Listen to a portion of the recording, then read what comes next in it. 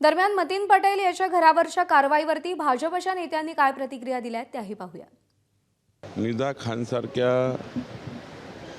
अत्यंत गंभीर आरोपाखाली असलेल्या आरोपीला अशा प्रकारचा आश्रय देणे हा खेदजनक आहे। म्हणून पोलिसांनी कारवाई केली असेल।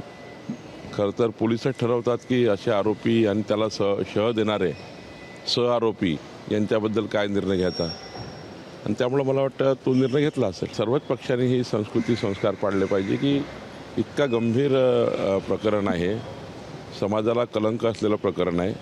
अशा प्रकरणात आरोपीला त्या ठिकाणी मदत करणे हे काही योग्य नाही आहे। खरं तर छत्रपती संभाजीनगर महानगरपालिकेने अखेर घाण साफ करायला सुरुवात केली।